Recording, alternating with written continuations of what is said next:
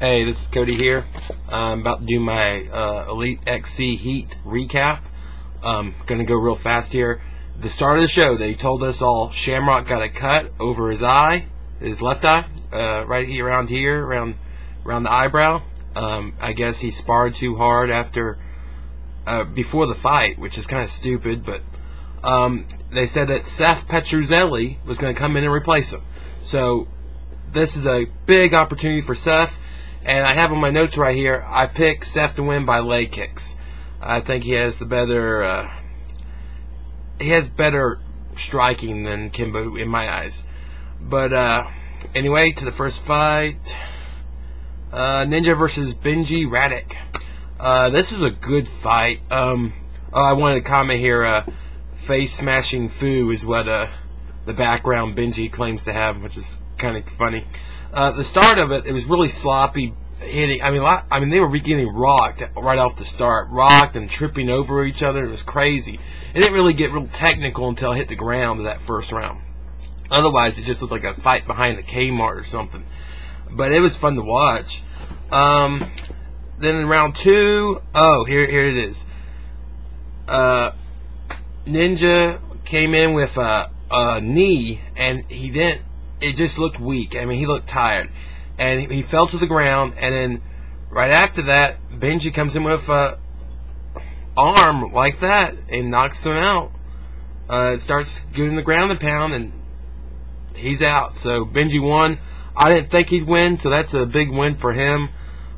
He's lost a few now. He may be on the back end of his career. Who knows? But he's a great fighter, and it's sad to see him lose like that. Next here we got let's see. First, before I talk about Gina versus Kelly Cobalt, I want to talk about Gina mentioned she's thinking of going to 145, which I think is a big mistake. 140s where all the best are right now, you know, and 145 is just a step out of that. You know, it's kind of like in the UFC where you have 205 and you have heavyweight. And it's more packed and more exciting at 205 than it is at heavyweight. Stay where the more competition is, the better competition. That's just my thoughts. I think she should stay. Anyway, to the fight, Gina versus Kelly. I mentioned here, Cobalt. She had a sleepy left eye. And I worried about her. I don't know. It just looked sleepy. It looked like it wasn't, going around. The pupil wasn't keeping up with movements as fast as her right eye. And it was a good fight. Oh my goodness. It was. I think I gave. All right, the first round, the edge went to Gina because of the striking, and the rest of it was Cobalt just holding on to her, trying to take her down at the fence. Right. I think I gave the second round to Cobalt, because she actually did get a takedown in that round, and the striking was about even. But the third round, Gina came out and sealed the deal with great striking. She was just lining her up with kicks and everything. Cobalt just looked like a rag doll out there. So, but she survived, to her credit. I mean, that's a tough fighter, you know. I mean, I want to see her back, Cobalt. But yeah, Gina wins. Gina keeps on rolling. Thanks her papa. Good stuff. Then we got Andre Arlovsky versus Roy Nelson. They did a little promo on Roy Nelson here, where he likes to eat. It's just kind of pointless. Okay, we got it. He's fat. Understand. Check. Round one. Nelson actually got Arlovsky down on the ground, and he had him in a crossbody position. Right? And he was working a Kimura. Right? You listen to me? Then the ref yells twice. He yells this twice. Improve your position. Well, to me, there are only two positions you really want. You want either crossbody or mounted. I mean, those are the two best positions. I guess he wants him to go for mounted as the best, but really, some people prefer the crossbody, like Randy Couture and other people. Of course, elbows aren't allowed, which kind of makes the crossbody a lot weaker. But he had crossbody, and he had Arlovsky down. Arlovsky wasn't going nowhere, and he was working a Kimura, right? And so you think, well, lay off, ref, shut up. leave him alone and let Arlovsky at least get out of the Kimura before you stand him up.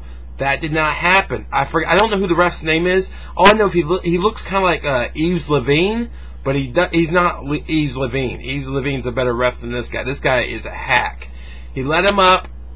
The round ended with Arlovsky hitting some nice crisp strikes and everything, and really good for him. And I think that was a close round. Nelson might have taken it. Then the second round, more of the same from Arlovsky. He just hammered down the point, and it looked like Nelson was pretty gassed at that point, and he finally got him with an uppercut. Then as Nelson tried to run away to recoup after being rocked, got him with a right, and he just flopped on the ground. And you know, I'm not saying Roy could have ended it with the Kimura, but at least let him have that opportunity to try. I mean, if Arlovsky got out and maybe like 20 more seconds had gone by with no kind of action from Nelson on top, then alright, fine, stand him up. Which I don't like stand-ups anyway. But anyway, otherwise, let the guy work the Kimura.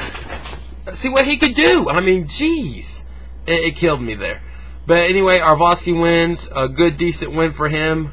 I don't know if this is any indication how he would fight with. I would say now, if he fought Barnett next, I'd take Barnett, because Arlovsky looked really bad on the ground against Nelson, and I think Nelson's pretty good on the ground, but he's no Barnett on the ground. So Barnett might have the edge, and if they do that fight for Affliction. So yeah, that ref is awful. That guy. Oh, in between that fight too, they also had Tito Ortiz talking about being a free agent, and I didn't care. Next is Jake Shields versus Paul Daly.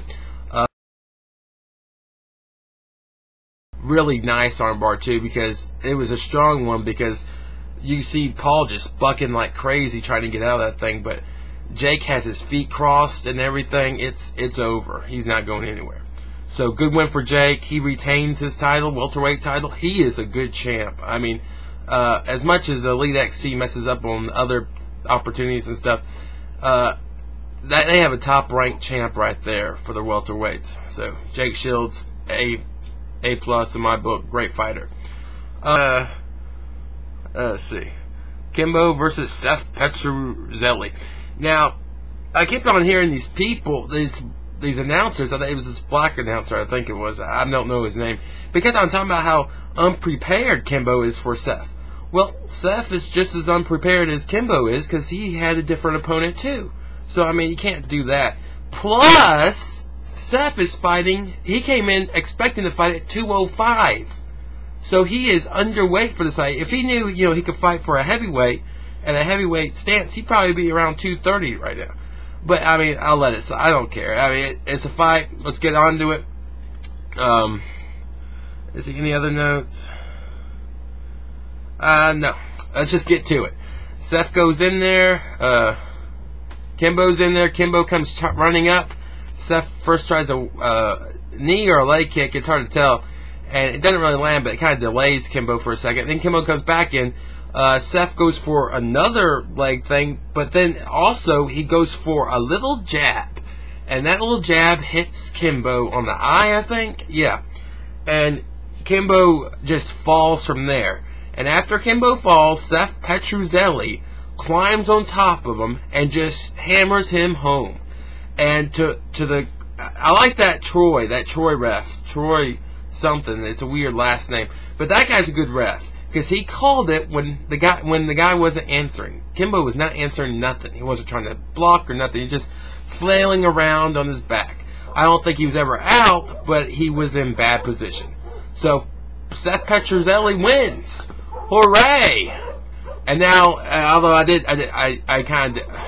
disliked how they're like, wow, we've discovered this Seth kid and he's the greatest, newest thing ever. I mean, Seth's an okay fighter. All this really comes down to is Kimbo isn't that great of a fighter at all, EliteXC. I mean, he's a good fighter. He's okay, I guess, but he's not that great of a fighter. And it was going to just be a matter of time before someone just good enough beat him, and this is what happened here. Do I think he would have beaten Ken Shamrock? Yeah, I think he would have. Ellie versus Brad Rogers would be good. And it was a good card. This is one of the best free shows I've ever seen on TV, and that's including everything UFC's done with the fight nights and the Ultimate Fighter finales. That is a good card, and it delivered. I mean, everything was, except for some of the reffing. Well, the Kimura that was stood up in the Nelson Arlovsky fight. But other than that, good stuff.